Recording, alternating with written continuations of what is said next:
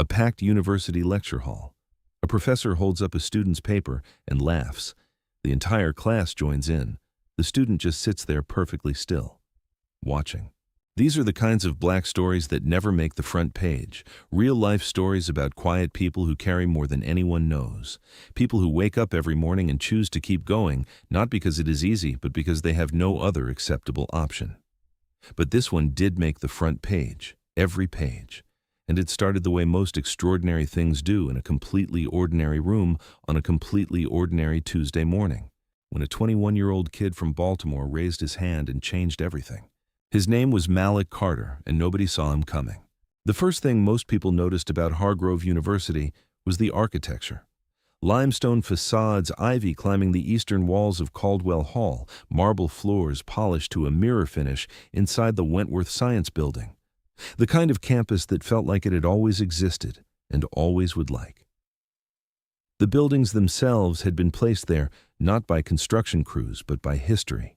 3 Nobel laureates had walked these halls, 2 cabinet secretaries, a Supreme Court justice whose portrait hung in the dean's corridor with that particular expression of permanent satisfaction that only old oil paintings could achieve. Malik walked across the central quad every morning at 7:45, backpack worn over one shoulder, black-rimmed glasses catching the pale October light. He looked like he belonged there. Some people acted like he didn't. He had grown up in a row house on Edmondson Avenue in West Baltimore. Not the kind of neighborhood that appeared in university brochures. His mother, Denise, worked the overnight shift in the emergency room at Johns Hopkins Bayview, and most mornings when Malik came downstairs at 6, she was just getting home, still in her scrubs, reheating coffee she had made the night before. She would kiss his forehead before he left for school, even when he was 16 and tried to pretend it embarrassed him. It never actually did. His father, James, had spent 12 years as an electrical technician before the company that employed him downsized its entire Mid-Atlantic division in a single afternoon. After that, things got tighter. Not desperate, but tight in the way that teaches a child to understand the difference between wanting something and needing it. Malik learned that difference early, and it made him precise about everything, including mathematics. He had taught himself multivariable calculus from a YouTube playlist when he was 15. Real analysis from a set of MIT OpenCourseWare lectures he found at midnight on a Tuesday when he could not sleep. His bedroom looked less like a teenager's room and more like the office of someone who had run out of wall space. Textbooks stacked in columns beside the desk, printed research papers held together with binder clips, the margins dense with his own handwriting. A single lamp burning long after the rest of the house went dark. He did not have tutors. He had stubbornness and library cards and the kind of hunger that nobody gives you and nobody can take away. The partial scholarship to Hargrove had come with a letter that used words like distinguished and exceptional, and Malik had read it twice, folded it carefully, and put it in the drawer under his composition notebooks. His father drove him to campus on move-in day in a dented Chevy Silverado with a broken air conditioner. They carried his boxes up to the 3rd floor of Whitfield Hall without saying much. At the curb, before James got back in the truck, he shook Malik's hand. Not a hug, a handshake, firm, the kind that meant everything it did not say out loud. 2 cars ahead of them in the drop-off lane, Ethan Reynolds stepped out of a black Escalade, while his father, Senator Douglas Reynolds of Connecticut, said something to a waiting staff member who was already unloading monogrammed luggage from the trunk. Several students on the sidewalk recognized the senator from television and pulled out their phones. Ethan noticed this and did not try to stop it. He was used to being noticed. It had never once occurred to him that being noticed and being seen were different things. Malik noticed all of it, filed it away, said nothing. Professor Nathaniel Whitmore's Advanced Optimization Theory course met on Tuesday and Thursday mornings in room 214 of the Wentworth Science Building. It was considered the most demanding undergraduate mathematics elective in the department, the kind of course that appeared on graduate school applications as evidence of serious intent. 22 students were enrolled. Most were seniors. A few were accelerated juniors. Malik was a junior who had been admitted only after submitting a written petition to the department, a 2-page document outlining his independent study background and his specific interest in constrained optimization problems. The petition was unusual. The department had approved it without comment. Whitmore entered the room at exactly 8:02, and the noise stopped before he reached the front, not because anyone called for quiet, because the room understood by some accumulated instinct that this was how things worked in here. He set a vintage leather briefcase on the desk without opening it. He scanned the room once the way a conductor might scan an orchestra before lifting the baton. His silver hair was immaculate. His navy suit was tailored in a way that communicated without announcing that it had cost real money. He did not take attendance. Sofia Ramirez sat at a small table along the left wall near the whiteboard, a laptop open in front of her and a yellow legal pad beside it. She was a first-year PhD student serving as Whitmore's teaching assistant, and she watched the students the way someone trained in observation watches everything quietly without obvious focus, taking in more than she appeared to. She had been in academic rooms long enough to understand that the most interesting data rarely announced itself. Ethan Reynolds sat front center, laptop already open, a question already formed in his mind and ready to deploy at the appropriate moment. He was 22 years old and had been the smartest person in every room he had ever entered. He had no particular reason to believe today would be different. Malik sat third row left side, composition notebook open on the desk, no laptop. Whitmore began with a problem, not a textbook problem. He turned to the whiteboard and wrote out the parameters of the Harmon-Voss conjecture, a real-world logistics optimization challenge that had been circulating in applied mathematics for over a decade without a clean resolution. It concerned the most efficient distribution of variable loads across dynamic networks with non-linear constraint boundaries. In practical terms, it was the kind of problem that shipping companies and telecommunications networks had been trying to solve with approximations for years because no one had cracked the exact framework. Whitmore framed it as a thought experiment, not graded, just intellectual sparring, he said. He gave the class 20 minutes, the room filled with the sound of typing. Ethan's fingers moved fast and certain across his keyboard. Two students near the back leaned toward each other and whispered. Sophia watched the room and wrote something on her legal pad. Malik opened his composition notebook. He wrote 3 lines, paused, crossed one out, wrote 2 more, stopped, and stared at the ceiling for a moment in the particular way of someone not daydreaming but calculating, running something through a process that did not require a screen. Then he wrote 1 final line and circled it. Whitmore called time, asked for volunteers. Ethan went first. His approach was clean, confident, built on the standard Lagrangian framework that the field had been using for 40 years. Whitmore nodded along. "That is the conventional pathway," he said. "Solid." 2 other students offered partial approaches. Whitmore received each one with measured professional feedback. Then he asked anyone else. The room was quiet. Malik raised his hand. Whitmore gestured toward the board. Malik stood. The room turned. Sophia clicked her pen closed and looked up from her legal pad for the first time all morning. Malik walked to the board with the same unhurried pace he used for everything. He picked up the blue marker, uncapped it, and began to write. His handwriting was deliberate, architectural. Each symbol placed the way someone places a word they have thought about carefully before saying it out loud. The other students had gone to the board and written the way most people write on whiteboards, quickly, loosely, like the act of writing was just the mechanical part and the thinking had already happened. Malik wrote as if the two were the same thing, as if the marks themselves were the argument. He did not begin with the Lagrangian framework. He did not begin where any of the others had begun. Instead, he drew a geometric construct that no one in the room had seen applied to this kind of problem before, a modified lattice structure that treated the constraint boundary of the Harmon-Voss conjecture not as a fixed limit to work within, but as a dynamic surface that could be mapped, shifted, and solved through a different class of topology entirely. It was the kind of move that either meant something profound or nothing at all, and for the first 40 seconds, the room was not sure which. Then the quiet changed. It was not the quiet of attention, it was the quiet of confusion settling into something more comfortable. The quiet of people deciding collectively and without discussion that they did not understand what they were looking at, and that this was probably the presenter's fault. Ethan Reynolds tilted his head to one side the way someone tilts their head at a painting in a gallery they cannot identify. And then he smiled, small and certain, and typed something sideways to the student next to him without taking his eyes off the board. Whitmore stood with his arms folded and watched. His expression had started somewhere near polite curiosity. By the third line, it had moved somewhere else. Malik finished. He stepped back from the board and looked at what he had written the way a carpenter looks at a finished joint, checking for something only he would know to check for. Then he turned to the room and said simply, "The solution converges at this node.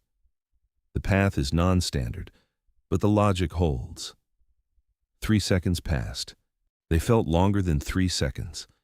Whitmore unfolded his arms and stepped forward.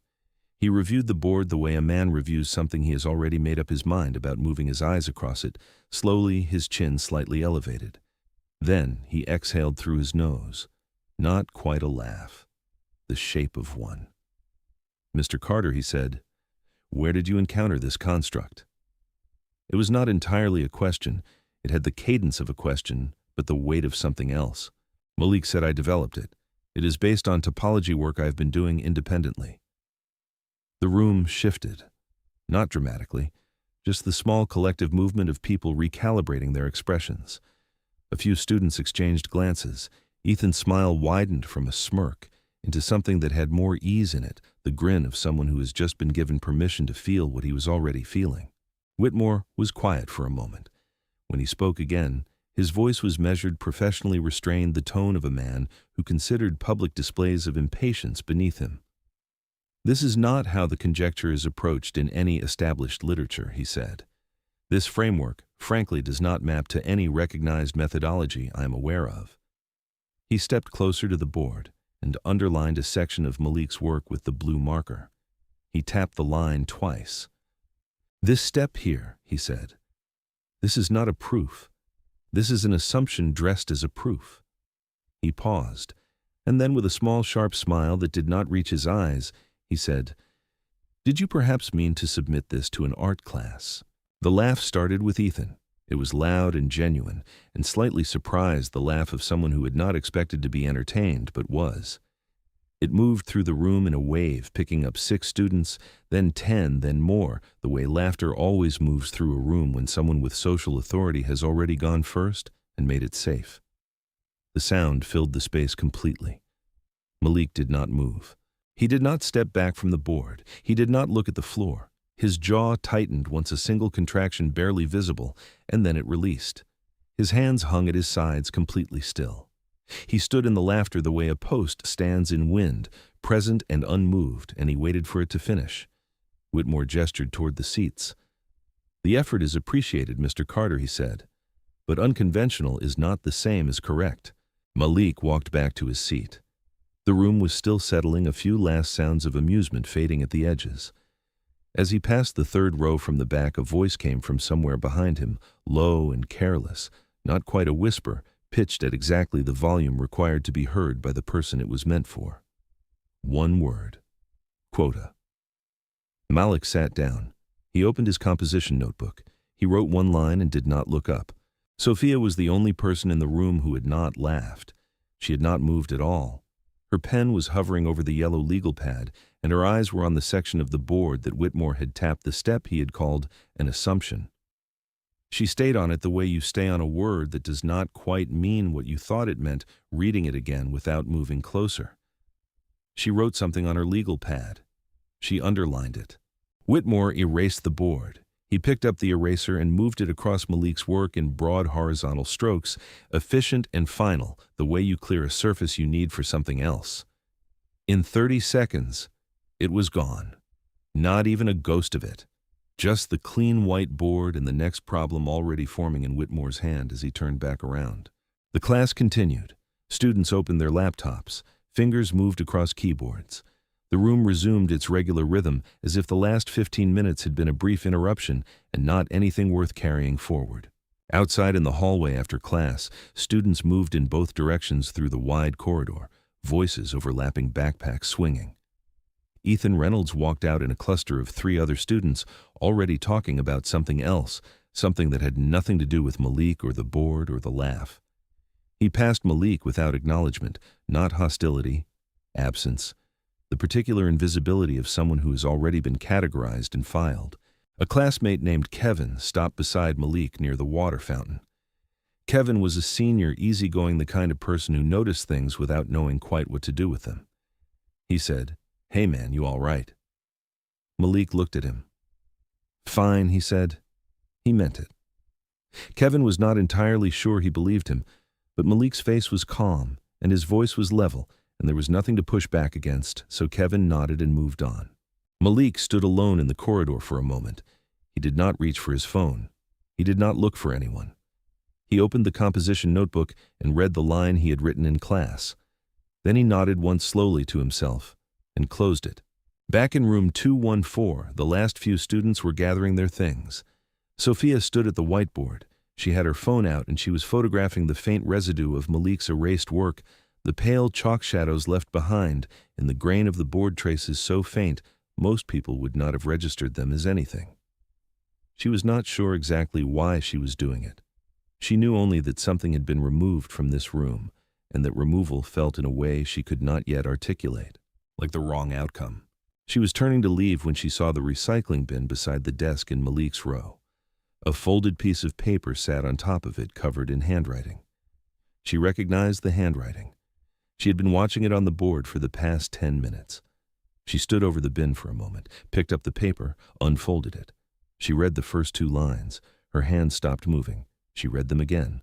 She folded the paper carefully and put it in her bag and walked out of room 214 without looking back. Malik's dorm room was on the 3rd floor of Whitfield Hall, end of the corridor, the smaller of the 2 single configurations the building offered. He had never minded the size. The desk took up most of the available wall space, and what remained of the floor was occupied by stacked papers and 2 overcrowded bookshelves he had built from planks and cinder blocks the first week of freshman year. The window faced east, and in the mornings it let in good light, which was the only thing about the room he had specifically chosen. He sat on the edge of his bed with the composition notebook in his lap and did not move for a while. He was not spiraling. He was not composing angry messages he would never send or rehearsing arguments he wished he had made in the classroom. That was not how Malik processed things. He had learned early in a house where money was careful and patience was necessary, and his mother came home exhausted from saving other people's lives, that spending energy on what you could not change was a particular kind of waste. So he sat. He looked at the ceiling. He let the morning move through him the way weather moves through present and then past. After about 30 seconds, he opened his laptop. He pulled up a paper he had first found 2 years ago in a database he accessed through the university library portal. The author was Dr. Eleanor Hayes of MIT. The title was Boundary Dynamics in Non-Euclidean Optimization Frameworks, published in 2019 in a journal most undergraduates had never heard of. Malik had read it 14 times. He knew this because he had started keeping a small tally in the inside cover of the printed copy, a habit he had developed to track which sources he was actually absorbing versus which ones he was only moving his eyes across.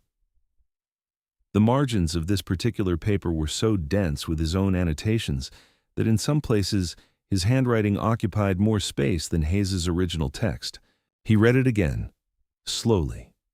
The way you read something when you are not looking for new information, but for confirmation that what you already understood is still solid. Then he opened his composition notebook to a fresh page and began refining the proof, not because he was angry, not to prove something to Whitmore or to Ethan Reynolds or to the voice in the back of the room that had said the word it said. He was working because he believed he was right, and believing you are right without being able to demonstrate it completely is its own kind of pressure. Quiet and specific, the pressure of an argument that is not yet finished. At the top of the new page he wrote, "Prove it to yourself first." It was his mother's phrase. He had written it in his own handwriting so many times that it had stopped feeling borrowed and started feeling like something he had always known. He worked until the light outside changed and his stomach reminded him he had not eaten since morning. Denise called at 11:17 that night. Malik heard the hospital behind her voice before she said a word, the soft collision of a PA announcement and the metallic rhythm of a cart being rolled down a corridor somewhere just out of range. She called between patients when she could in whatever gap the night offered her. She asked how he was. He told her about the class. He did it the way he did most things, without decoration, without building toward an emotional payoff. A professor had dismissed his approach in front of the class, Students had laughed. Denise was quiet for a moment, not the quiet of someone searching for the right consolation, the quiet of someone thinking about a specific question. Then she said, "Was your math right?" Malik said, "I believe it is." She said, "Then that is what matters. You do not have to prove you are smarter than anyone else. Just keep doing the work." Malik held the phone and almost said something more.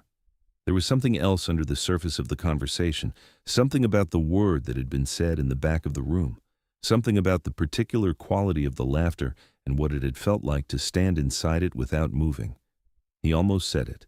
He did not. Denise said, "You eating?" He almost. Saint said it. He did not. And that restraint, that particular silence, was the thing Sophia would have recognized if she had been there to see it. The department reception for Dr. Eleanor Hayes was held in the faculty lounge on the second floor of the Wentworth Science Building on a Thursday evening, the kind of event that had cheese and wine and people standing in the careful configurations of professional admiration. Whitmore had organized it himself, and he moved through the room with the ease of a man entirely at home in his own domain, making introductions, steering conversations, positioning himself naturally at the center of things without appearing to try. Hayes arrived without ceremony. She shook hands, accepted a glass of water instead of wine, and within 4 minutes was standing at the edge of the buffet table, asking a second-year PhD student named Marcus what he was working on. She asked the question the way someone asks it when they actually want to know the answer, and Marcus, who had prepared a careful 30-second summary intended for exactly this kind of interaction, ended up talking for 8 minutes while Hayes listened with complete attention and asked 2 follow-up questions that required him to think before answering. Malik was not there. He had a 4-hour shift at the university library that evening, his work-study assignment reshelving and managing the reserves desk. He had known about Hayes's visit for 11 days and had read 4 of her papers in preparation, not because he expected to meet her, but because she was working in territory adjacent to his own, and her thinking was worth understanding.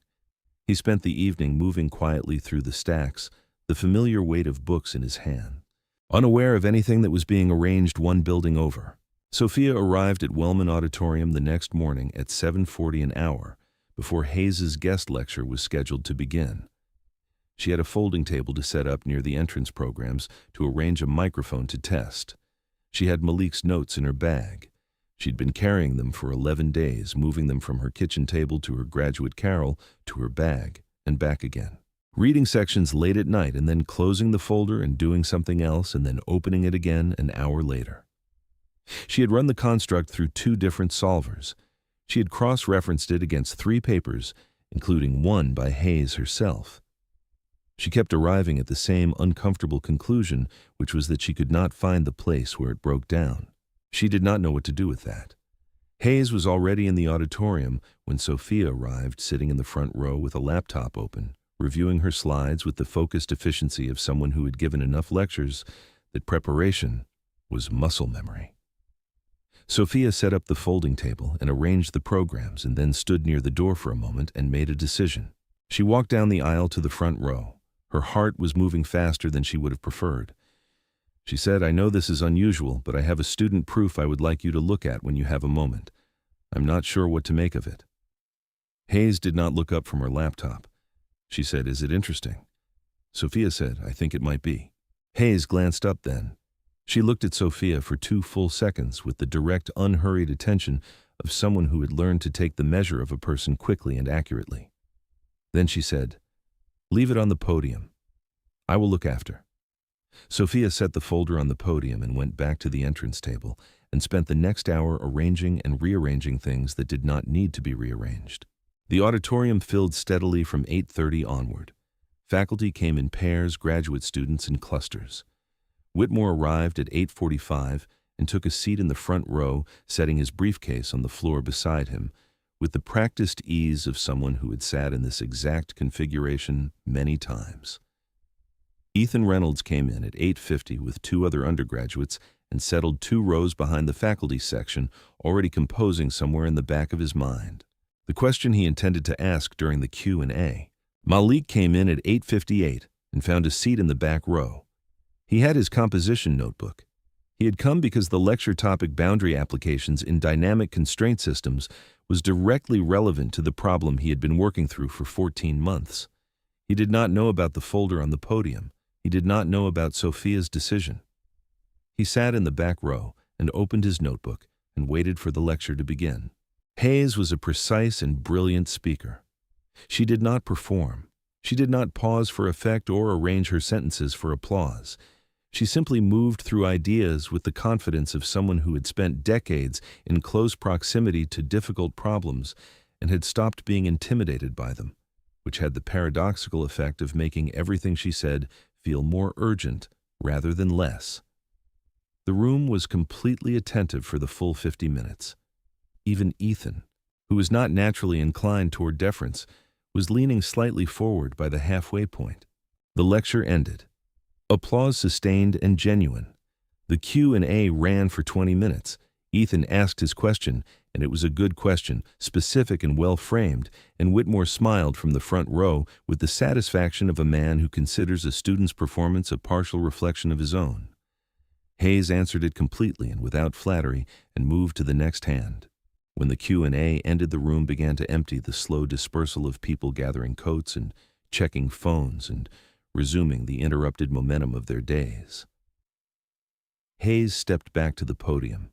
She picked up the folder Sophia had left there, the one that had been sitting in plain sight for the past hour and a half, while 60 people filed in and out around it. She opened it. She read, standing up, her coat already on her bag over her shoulder in the posture of someone about to leave. She read the first page. Her hand moved to turn to the second. She stopped moving. Not paused. Stopped. The specific stillness of a mind that has just encountered something that requires its full attention and is rerouting accordingly. She sat down on the edge of the podium stage without appearing to decide to do so. She read the second page. Her head tilted slightly to the left. She went back to the first page.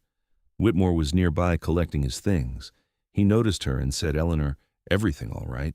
Hayes said without looking up, "Nathaniel, who wrote this?" Whitmore stepped closer and leaned over to read the name at the top of the page. His expression shifted in a way that was small and specific, a slight cooling, the kind of involuntary adjustment a face makes before the mind has decided how to frame its response. He said, "One of my undergraduates. He presented it in class. It is unconventional, but not particularly." Hayes looked up. She said, "Wait a second." She said it the way someone says it when they are not asking for time but announcing a conclusion. This student may have discovered an entirely new pathway to the problem. The remaining people in the room went still. A grad student near the exit door stopped walking. Whitmore said, "Eleanor, I examined it myself. The core step does not." Hayes said, "Which step?" She was already pointing to it on the page. "Because this geometric substitution, Nathaniel, this is not wrong. This is different from what we have been doing. That is not the same thing." The silence in the room had a different quality now, denser. Hayes looked up from the paper and looked around the space and said, "Is this student here?" A beat passed, from the back row quiet, and even a voice said, "I am here." Every head in the room turned. Malik Carter was already on his feet, standing in the back row with his composition notebook at his side, his expression carrying nothing that looked like anticipation or anxiety or triumph. Just presence.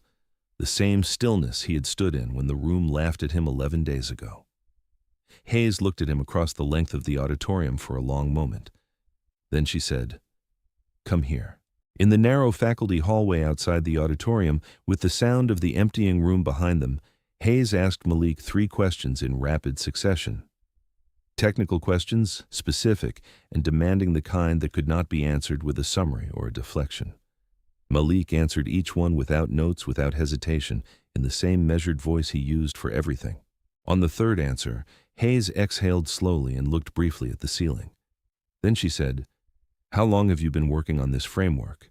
Malik said, "About 14 months. Hayes said, "Who else has seen this?" Malik glanced at Sophia, who was standing a few feet away with her legal pad held against her chest. He said just, "Professor Whitmore. In class."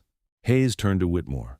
Her expression was professionally composed, the face of a scientist in a professional context, but her eyes held something that was not composure. Whitmore said, "I had no reason to believe, and then stopped.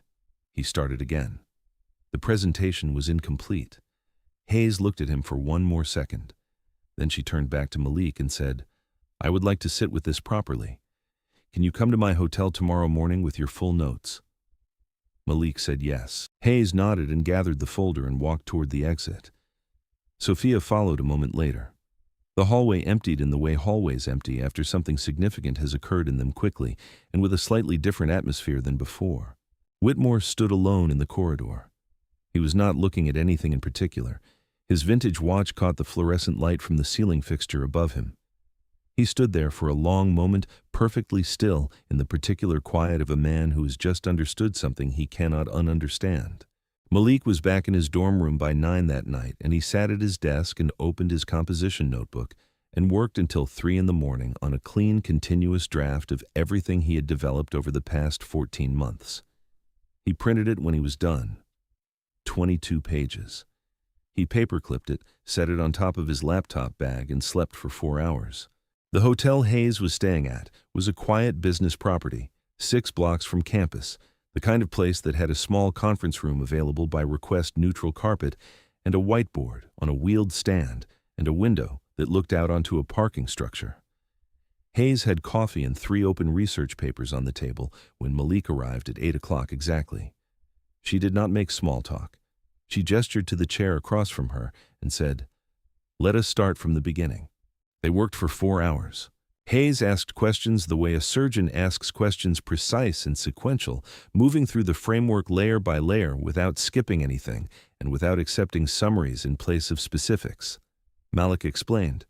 When Hayes pushed back on a step, which she did twice, genuinely and without condescension, Malik defended the first one completely, walking her through the underlying topological reasoning until she nodded and moved on. On the second, he listened to her objection, thought about it for 30 seconds in silence, and then said, "You are right," and wrote a refinement in the margin of his printed draft without any visible distress. He had been wrong about one thing. The framework was still sound. By the 3rd hour, Hayes had moved to the whiteboard. She was working through an extension of Malik's construct, mapping its implications outward into adjacent problems, and Malik sat in the chair across the room and watched and occasionally said yes when she reached a conclusion that matched his own thinking and said nothing when she arrived somewhere new, which meant he was learning. She was mid-calculation, her marker moving fast across the whiteboard, when she said, "Without turning around, you realize this approach, if it holds, would resolve the network routing sub-problem that has been stuck since 2013. Malik said, "I know." Hayes stopped writing. She turned around slowly. She said, "You knew that when you wrote it." Malik said, "That is why I wrote it." Hayes looked at him for a moment with an expression that was not quite surprise and not quite admiration, but something that contained elements of both. She set the marker down on the tray beneath the whiteboard. She said, "How old are you?" Malik said, 21. Hayes picked up her coffee cup, found it empty, set it back down. She looked at the whiteboard, and then at the 22 pages on the table, and then at Malik again. She said, "I need to make some calls." She made them that afternoon from her hotel room. The first was to a colleague at Stanford, a computational mathematician named Dr. Patricia Osei, who had been working on constraint optimization problems for 15 years, and who had on 2 separate occasions published papers that came within a recognizable distance of the Harman-Voss conjecture without resolving it. Hayes read her a single section of Malik's proof over the phone. The geometric substitution passage that Whitmore had underlined and dismissed in room 214 3 weeks earlier. There was a long pause on the Stanford end. Then Patricia Osei said, "Send it to me." The second call was to Cambridge to a mathematician named Dr. James Whitfield, who specialized in non-Euclidean framework applications and who was by most measures one of the 5 people in the world best positioned to evaluate what Malik had written. Hayes read him the same section. His response was immediate. He said, "Who is this person?" Hayes said, "An undergraduate at Hargrove University." Silence. "Then that is not possible." Hayes said, "I thought so too." She scheduled a formal peer review structured around the university's annual scientific symposium, which was 8 days away. It was the closest available venue with the appropriate academic infrastructure, a large enough auditorium, faculty, and institutional press already planning to attend, and the kind of formal setting where a finding of this nature could be introduced with the weight it required. She sent the relevant documents to Osei and Whitfield and asked them to work independently and report to her before the symposium date. Then she closed her laptop and sat in the quiet of the hotel room and thought about a 21-year-old from Baltimore who had written 14 months of independent work in a composition notebook and carried it into a classroom and been laughed at. Across campus, behind the closed door of his office on the 4th floor of the Wentworth Science Building, Nathaniel Whitmore was reading. He had retrieved Malik's original in-class paper from the hanging file where he had placed it after that Tuesday morning filed between 2 other student submissions he had been meaning to return. He had not looked at it again after class. There had been no reason to. Now he spread it flat on his desk and read it the way he had not read it the first time, slowly, without the ambient noise of a classroom and the social architecture of 22 watching students and his own accumulated certainty about where legitimate solutions came from. He saw the geometric substitution clearly now. He saw what it was doing and why it was doing it, and he ran his own calculations on a yellow legal pad, working through the step that he had tapped with a marker and called an assumption dressed as a proof. He did not arrive at the same conclusion Hayes had reached, not fully. He was missing a piece of context that 4 hours in a hotel conference room and 2 phone calls to Stanford and Cambridge had given her. But he could no longer say with certainty that the step was wrong. That was a different thing from saying it was right. It was, however, a significant thing, and he knew it. He set the legal pad down. The vintage watch on his wrist caught the afternoon light coming through the window behind his desk. He had written 4 textbooks that were used in universities across 12 countries. He had been cited 1,400 times in peer-reviewed literature. He had sat on the editorial boards of 3 major mathematics journals. In 30 years of teaching, he had never had an undergraduate present something in his classroom that he later had reason to reconsider. He opened his laptop. He typed the name Malik Carter into the university's student information portal. The profile loaded. Partial scholarship. Hometown listed as Baltimore, Maryland. First-generation college student. No formal graduate coursework. No listed research affiliation. A petition for enrollment in advanced optimization theory submitted and approved in August. Whitmore read it twice. Then he closed the laptop. He sat in his office for a long time, looking at the wall where his degrees hung in their frames, the straight, careful line of them, and he did not pick up the phone. He did not open his email. He did not find Malik Carter's contact information in the student directory and write the sentence that might have mattered, the one that began with, "I have been looking at your work again." That silence was a choice, even if it did not feel like one. And in the days that followed, it became the detail that people would remember about him, not the laugh, not the dismissal, but the silence afterward when he had the information and the privacy and the opportunity to do something different, and did not. The department was moving differently by the middle of that week. Graduate students could feel it the way people feel, pressure changes in the air before weather arrives, not through any single piece of information, but through an accumulation of small signals. Hayes had extended her stay. She had been seen in the mathematics library for 2 consecutive afternoons. She had declined Whitmore's invitation to a faculty dinner on Wednesday evening with a polite, brief message that offered no explanation. Sophia fielded questions from 2 other teaching assistants on Thursday morning in the break room off the graduate lounge. She answered each one with a variation of the same response, which was that she did not have specific information to share. She did not deny that something was developing. She did not confirm it either. She stirred her coffee and changed the subject, and later stood at her apartment window and thought about the folder she had left on the podium and wondered what would have happened if she had walked past the recycling bin that Tuesday afternoon without looking down. Ethan Reynolds found her in the hallway outside the graduate reading room on Thursday afternoon.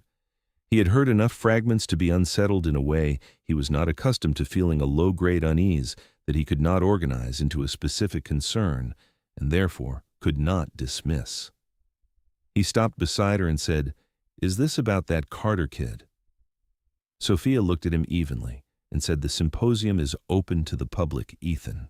He stood there for a moment as if waiting for more. She did not offer any. He walked away. Malik was not on the symposium program. He had not been asked to present anything. He was planning to attend because Hayes had told him to be there, and that was sufficient reason. He did not know exactly what she had arranged or what the next 8 days would produce. He knew only that 2 people at Stanford and Cambridge were reading his work, and that knowledge sat in him quietly without agitation, the way certainty sits when it has been earned slowly and does not need to announce itself. Denise called on Thursday evening.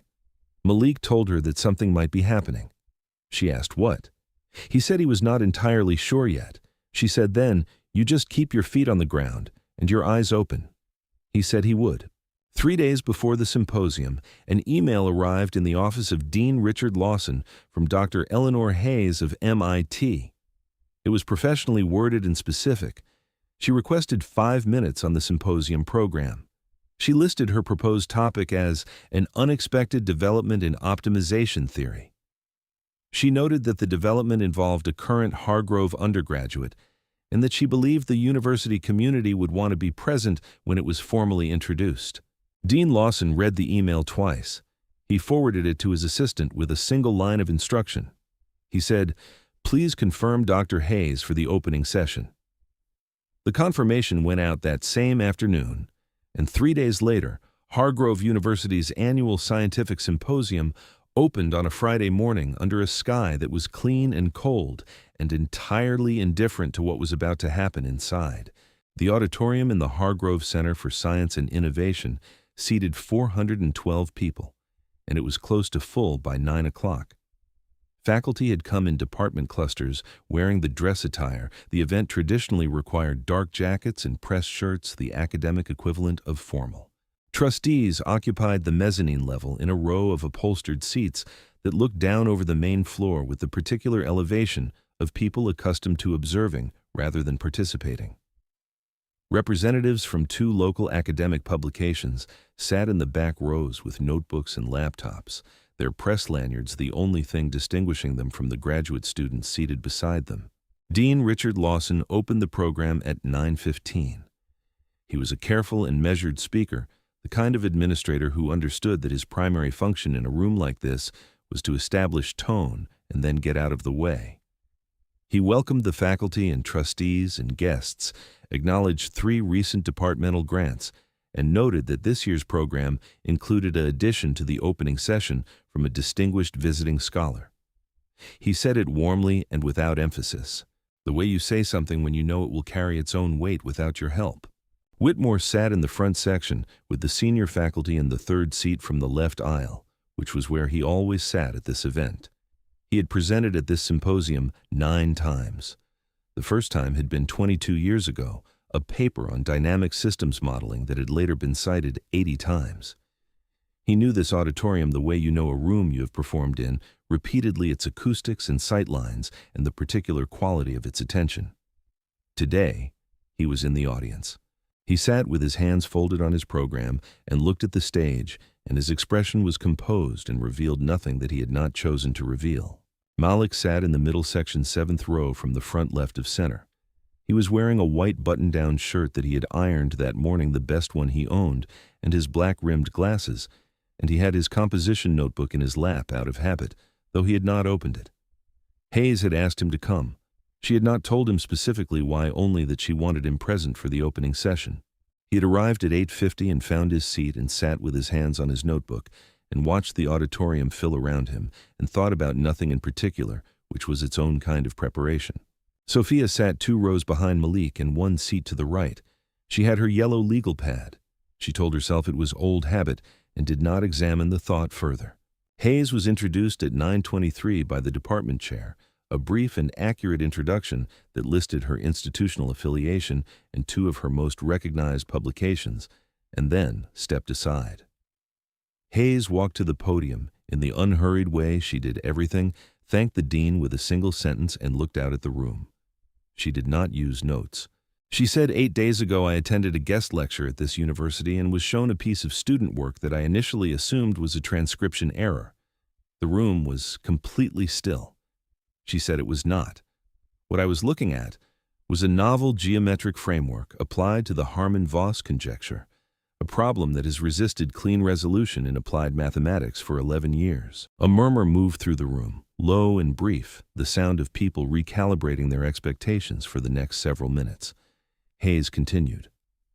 She said, over the past week I shared this work with colleagues at Stanford and Cambridge. Both have independently verified that the core logical structure is sound and represents a previously undocumented approach to the problem. She paused, not for effect, to let the weight of the previous sentence settle before she added to it. She said the student who developed this framework is a 21-year-old junior who presented his work in an undergraduate class and was told it was wrong. The room went quiet in a way that was different from the quiet before. Several faculty members in the front sections shifted in their seats. A trustee in the mezzanine leaned slightly forward. The two journalists in the back row had both stopped typing and were simply listening. Hayes said his name is Malik Carter. Every head in the middle section turned.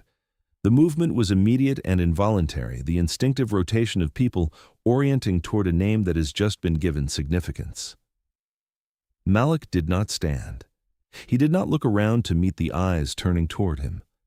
He sat with his hands folded on his composition notebook and looked at the stage, and his face carried the same stillness it had carried in room 214 when the room was full of laughter. The stillness of someone who has been waiting a long time for the moment to arrive and is not going to spend it performing. 2 rows ahead of him and 3 seats to the right, Ethan Reynolds had gone pale. Not dramatically, just the particular subtraction of color that happens when a person's understanding of a situation is revised without warning in a direction they were not prepared for.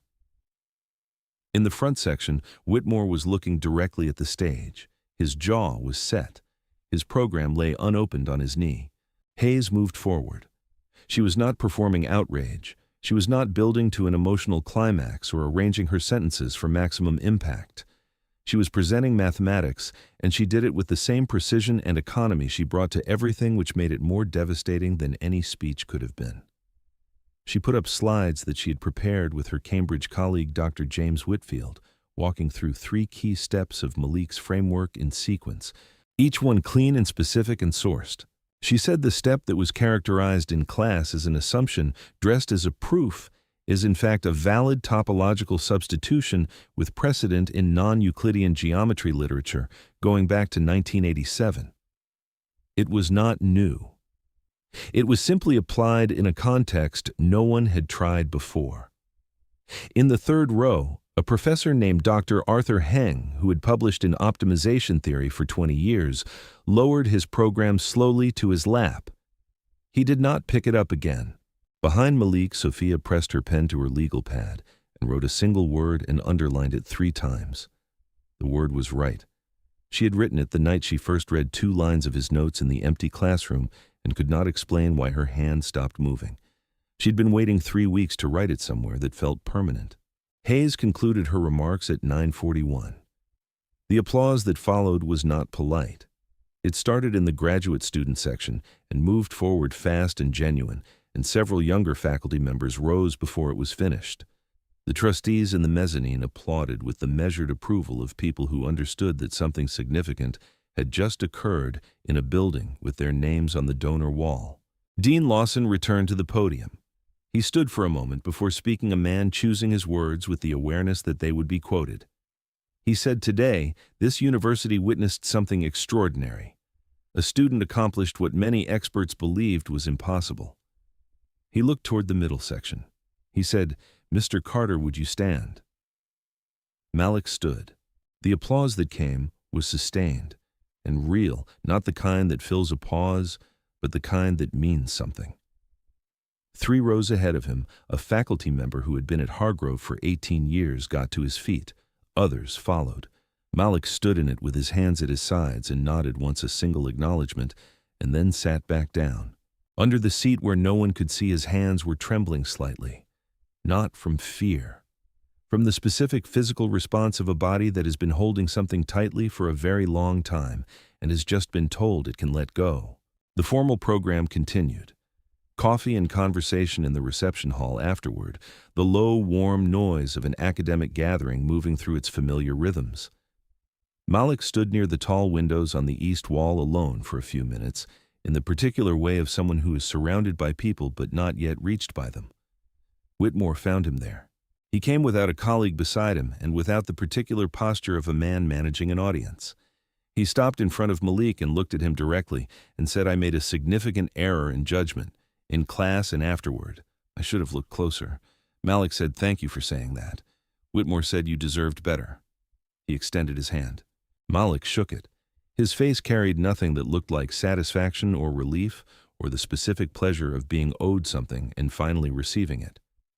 He simply shook the hand of the man who had laughed at him in front of 22 people and accepted the acknowledgement for what it was, which was real and imperfect and late, and the most that this particular moment could hold. Whitmore walked away.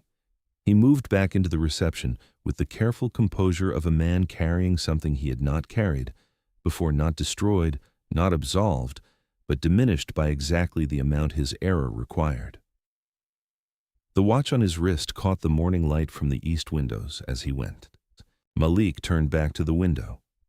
Outside, the campus moved in its ordinary way, students crossing the quad, a maintenance cart rolling along the far path, the limestone facades of the older buildings holding their permanent expressions of institutional certainty. Everything looked the same as it had 3 weeks ago, almost everything. The story moved faster than Malik did.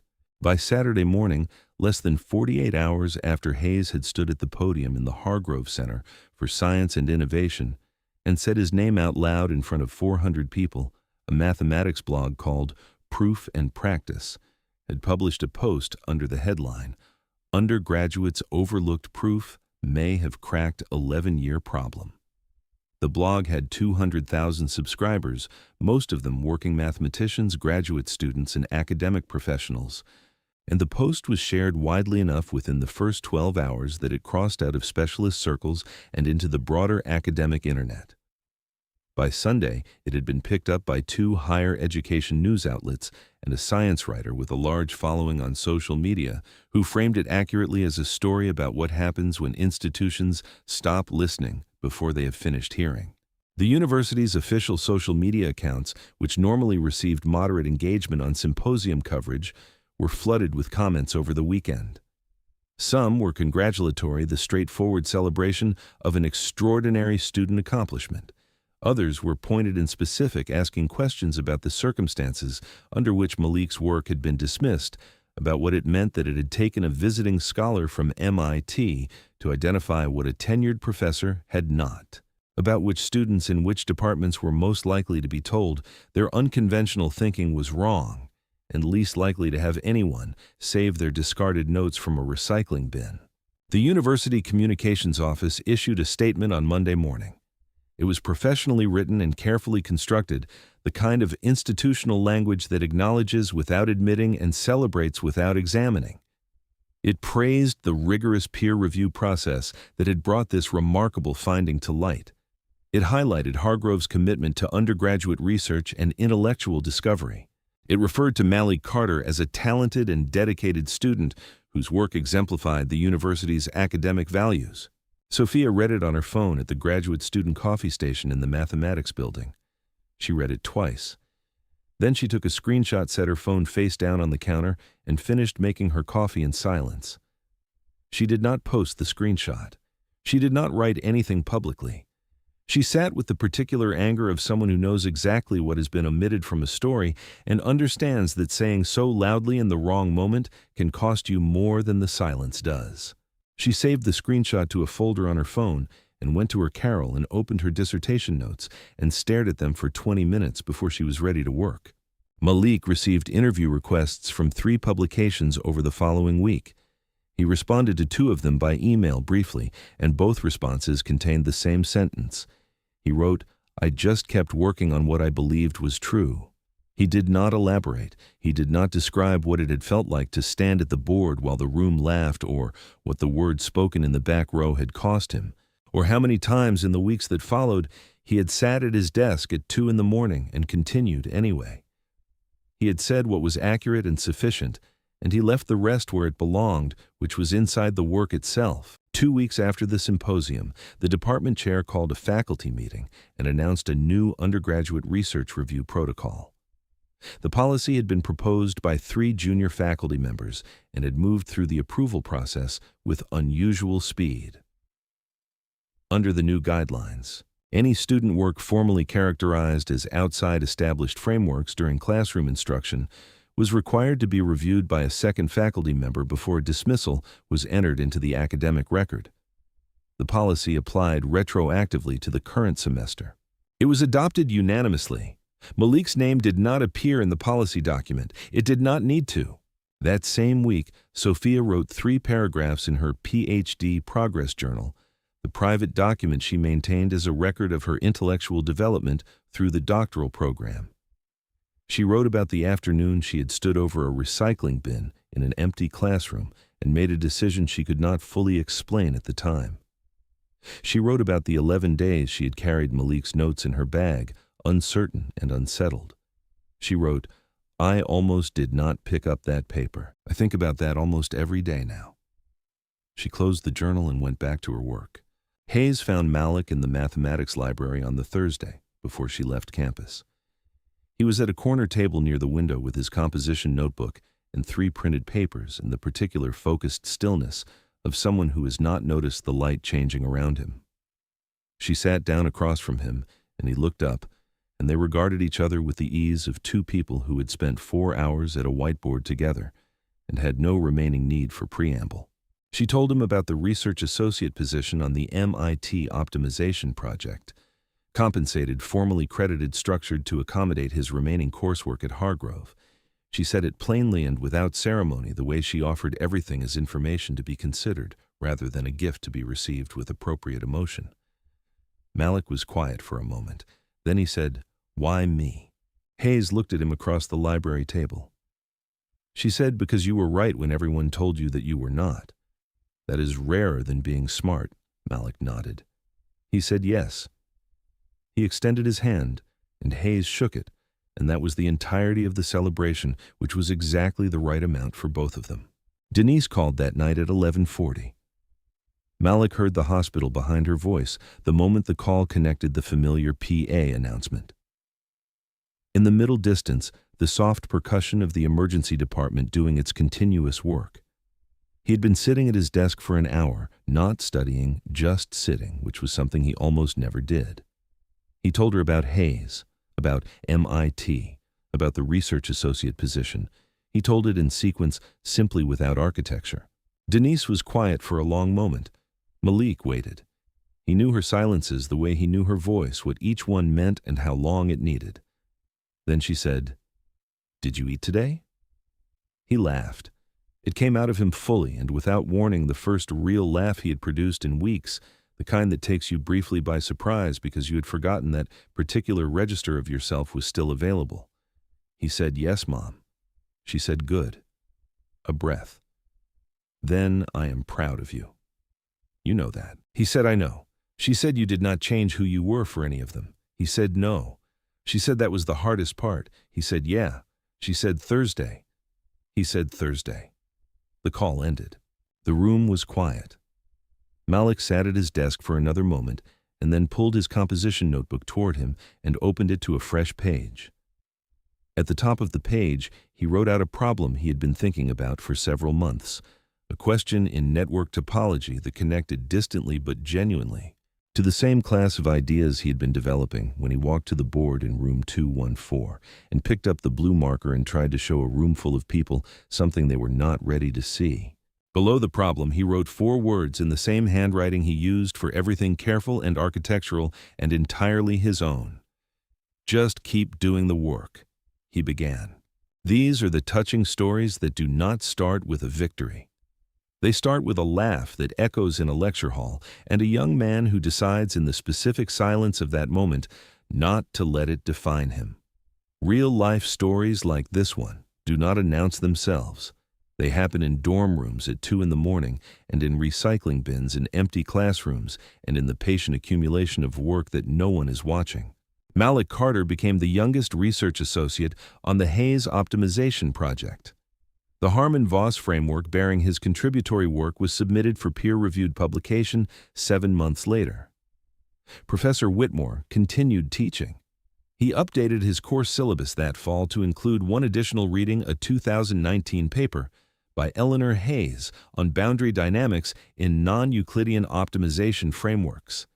In the acknowledgement section of his next journal article, published the following spring, he wrote Malik Carter's name. These kinds of black stories about quiet people doing invisible work in rooms that were not built with them in mind rarely get the ending they deserve. This one did. If this story stayed with you, share it with someone who needs to hear it today. And if you want more real-life stories about people who kept going when the room stopped believing in them, subscribe and stay close. There are more where this one came from.